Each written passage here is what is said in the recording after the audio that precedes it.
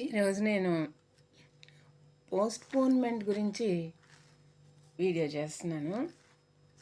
ఎందుకంటే మన ప్రజలు సాధారణంగా మన ఇండియన్స్ ఎక్కువగా మన సమకాలీనులు ఏదైనా ఒక డెసిషన్ తీసుకుంటే మంచి విషయానికి చాలా కష్టపడి ఎంతో ఆలోచించి తీసుకున్నటువంటి డెసిషన్ను ఉపయోగంలో పెట్టడానికి పోస్ట్‌పోన్ చేస్తూ ఉంటారు.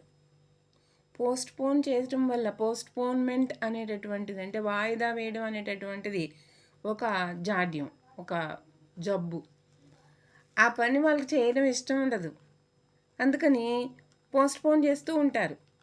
ఏదో ఒక మంచి రోజు కోసమో, లేకపోతే ఒక టైం ఉండే సమయం కోసమో, లేకపోతే వాళ్ళ మనసుకి మూడ్ రావడం కోసమో అని ఏదో కారణం చేత దాన్ని పోస్ట్‌పోన్ చేస్తూ ఉంటారు. అలా పోస్ట్‌పోన్ చేస్తూ ఉంటే అది ఎప్పటికి పూర్తవ్వదు సరిగదా! ఇంక దాని మీద మనకి ఇంట్రెస్ట్ పోతుంది. అంతేకాకుండా మనం ఏ పని చేయాలనుకుంటున్నామో ఆ పని ఆ తర్వాత కాలంలో అది మనకు ఉపయోగపడకుండా కూడా పోవచ్చు. ఫర్ ఎగ్జాంపుల్ నేను ఒక డ్రెస్ కుట్టాలనుకున్నాను. ఆ డ్రెస్ కుట్టాలి అనుకుంటే దానికి సంబంధించిన వస్తువులు తేవాలి. తర్వాత డిజైన్ అర్థం కావాలి. ఎవరైనా తెలిసిన వాళ్ళని అడిగి తెలుసుకోవాలి. లేకపోతే నెట్లో సెర్చ్ చేయాలి. తర్వాత కొంత స్టార్ట్ చేసిన తర్వాత పాడైపోయింది. నేను అనుకున్న రకంగా కాకుండా వేరేగా వస్తుంది. అప్పుడు ఇంకా నేనేం చేయాలి? ఇంకొకరైతే ఏం చేస్తారు? దాన్ని తీసి పక్కన పడేస్తారు. మళ్ళీ కుడదాంలే అనుకుంటారు. ఎప్పుడో టైం వచ్చినప్పుడు ఎవరినైనా కన్సల్ట్ చేద్దాం అనుకుంటారు. లేకపోతే ఎవరికైనా ఇచ్చి దాన్ని మెండ్ చేయించుకుందాం అనుకుంటారు. ఇది ఏదీ జరగదు.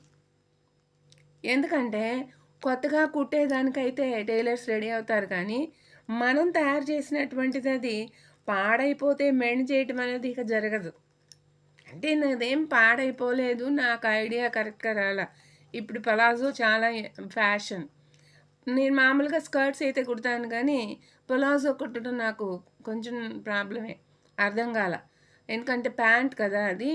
అందుకని నేను ముందు ఒక రెడీమేడ్ పలాజో తెచ్చా. రెడీమేడ్ పలాజో తెచ్చి ఆ పలాజో పైన ఈ క్లాత్ నేను పైన లైనింగ్ అది పైన లైనింగ్ లాగా వాడుకుని దీని క్లాత్ పైన పెట్టా.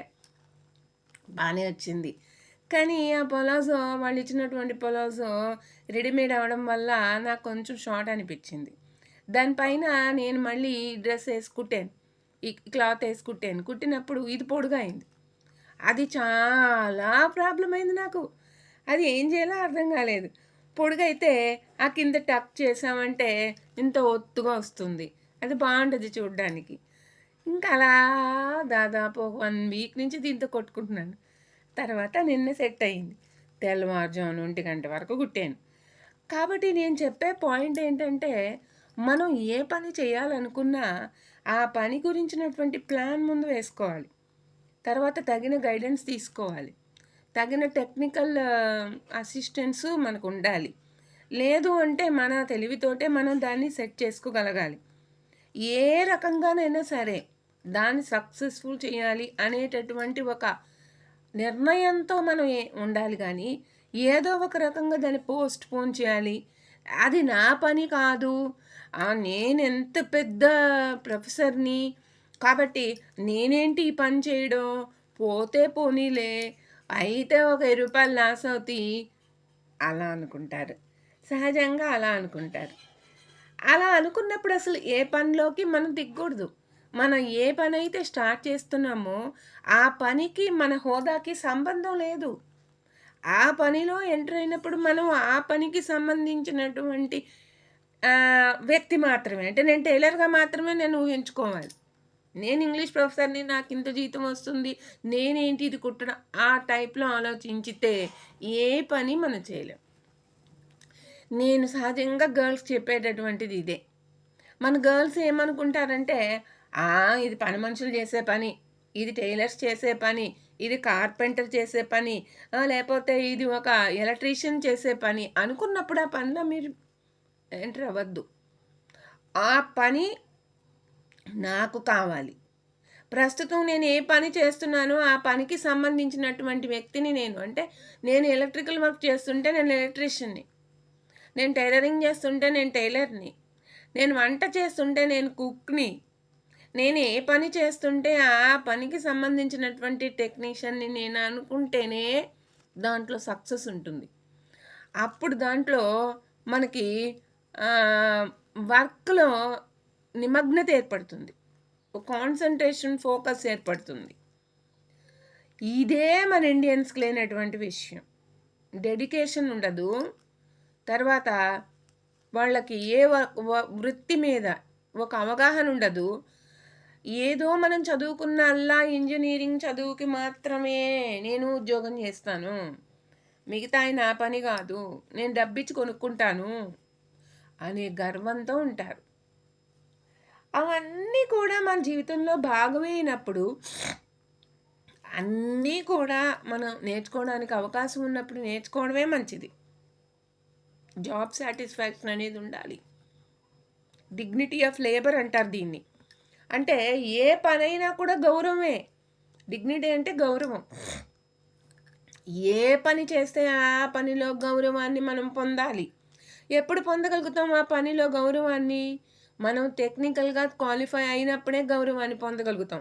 టెక్నికల్గా క్వాలిఫై అవ్వాలి అంటే దానికి సంబంధించిన కోర్స్ చేయాల్సిన అవసరం లేదు. మనం ప్రాక్టికల్గా ప్రయత్నం చేయొచ్చు. ఒకసారి 2 సార్లు ప్రాబ్లం అవుతుంది, పూర్తిగా చెడిపోవడం ఏమి ఉండదు. అది ప్రాబ్లం అవుతుంది. ప్రాబ్లం అయినప్పుడు కొంచెం టైం తీసుకుంటుంది. కొంచెం ప్రాబ్లం అనిపించినప్పుడు విసుగు అనిపిస్తుంది, శారీరక శ్రమ అనిపిస్తుంది. తర్వాత మనకి ఇతరులు ఎవరు ఎంకరేజ్ చేయరు. ఏమంటారు? ఆ పని ఎందుకు చేస్తున్నాను, నీ పనా, నీకు అవసరమా, నీ డబ్బు పడేస్తే ఎవరో ఒకరు చేస్తారు కదా, ఇలా డిస్కరేజ్ చేసే వాళ్ళు కూడా ఉంటారు. అందుకని ఒకరికి చెప్పాల్సిన అవసరం లేదు. ఏ పనైనా మనం టేకప్ చేసినప్పుడు ఎవ్వరికీ చెప్పాల్సిన అవసరం లేదు. మనం ఏ నిర్ణయం తీసుకుని ఆ సక్సెస్ అయినాకే ఒకరికి చూపించాలి.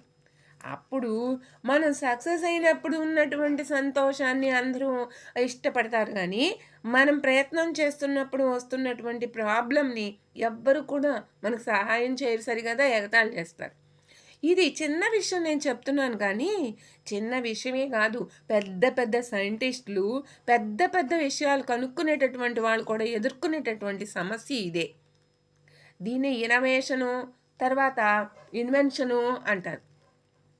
ఈ ఇన్నోవేషను, ఇన్వెన్షను అనేటటువంటివి చేసేటప్పుడు మానవుడిని ఎవ్వరూ సహకరించరు, ఎవ్వరూ మానవుడికి సహాయం చేయరు, ఇంకా డిస్కరేజ్ చేస్తారు. ఒక్కరు కూడా వచ్చి హెల్ప్ చేయరు, ఎగతాళి చేస్తారు. అదేమన్నా అన్నామంటే నాకు టైం లేదా, నాకు పని లేదా, నాకు టైం లేదు, నాకు దీనివల్ల ఏం ఆదాయం, నువ్వెంత డబ్బిస్తావు, దీంట్లో నీకేం ఆదాయం, ఇలా ఆలోచిస్తారు. ప్రతిదానికి ఆదాయం ఆలోచించకూడదు. కొన్ని సాటిస్ఫాక్షన్ కోసం, కొన్ని ఇతరులకు సహాయం చేయడం కోసం, వాళ్ళ మనసుకి ఆనందం కలగడం కోసం, మన మనసుకి ఆనందం కలగడం కోసం ఒక క్రియేటివ్ అవుట్లుక్తో మనం ఉండాలి. ఇప్పుడు నేను చేసేదంతా కూడా క్రియేషనే. క్రియేటివ్ అవుట్లుక్తో ఉన్నట్లయితే మనకి ఎంతో సంతోషం కలుగుతుంది. ఆ సంతోషం అనేది బ్రెయిన్కి ఎంతో ఉపయోగం. ఈ క్రియేటివిటీ అనేటటువంటిది చేయడం వల్ల వచ్చేటటువంటి సంతోషం మన బ్రెయిన్కి ఎంతో ఇంపార్టెంట్.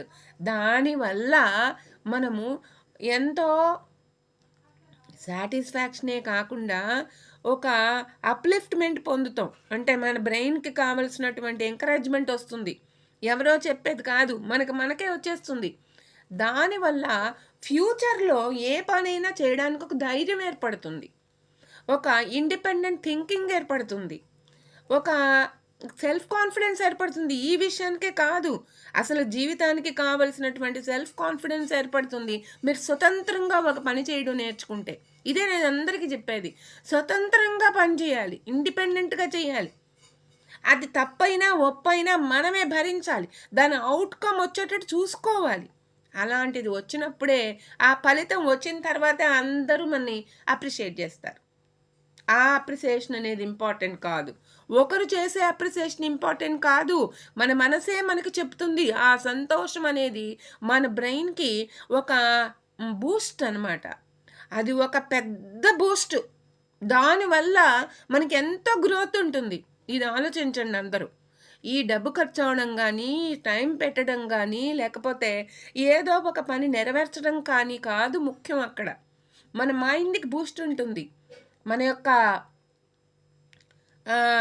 కెమిస్ట్రీ అంటే మన యొక్క మైండ్, మన శరీరానికి సంబంధించినటువంటి టాక్సిన్స్ రిలీజ్ అయిపోతాయి. ఎక్కువ వర్క్ చేసినట్లయితే, అది కన్‌స్ట్రక్టివ్‌గా ఉన్నట్లయితే, క్రియేటివ్‌గా ఉన్నట్లయితే, మనసులో, మన శరీరంలో ఉన్నటువంటి టాక్సిన్స్ రిలీజ్ అయిపోయి, మనకు రాబోయేటటువంటి చాలా రకాలైనటువంటి జబ్బులను రానీకుండా చేస్తుంది బ్రెయిను. చాలా ఇంపార్టెంట్ అది. అది మీరు సెర్చ్ చేయండి. మీరు డాక్టర్స్‌ని కనుక్కోండి. చెప్తారు. చాలా కరెక్ట్‌గా ఉందది. అది అందరూ చెప్తున్నారు. నేనది ప్రయత్నం చేస్తున్నాను. నాకు 63 ఈ ఏజ్‌లో ఎంత హార్డ్ వర్క్ చేయగలుగుతున్నాను, ఎంత చక్కగా క్రియేటివ్‌గా ఆలోచించగలుగుతున్నాను అంటే, ప్రాక్టీస్ మేక్స్ మ్యాన్ పర్ఫెక్ట్. అంటే కుట్టడం అని నేననను. ఏదో వర్క్ చేయడం అనేది నేననను. ఏమి ప్రాక్టీసు? క్రియేటివిటీ అనేటటువంటి ప్రాక్టీస్ స్టార్ట్ చేస్తే, దానిలో వచ్చేటటువంటి ఎంజాయ్‌మెంట్ మనకి ఎంతో బూస్ట్ ఇస్తుంది. మన హార్మోన్స్ రిలీజ్ అవ్వడానికి ఉపయోగపడుతుంది. మన యొక్క ఎండార్ఫిన్స్ యాక్టివేట్ అవ్వడానికి ఉపయోగపడుతుంది. ఇదంతా చాలా ఇంపార్టెంట్ అయిన ప్రాక్టికల్ వర్క్.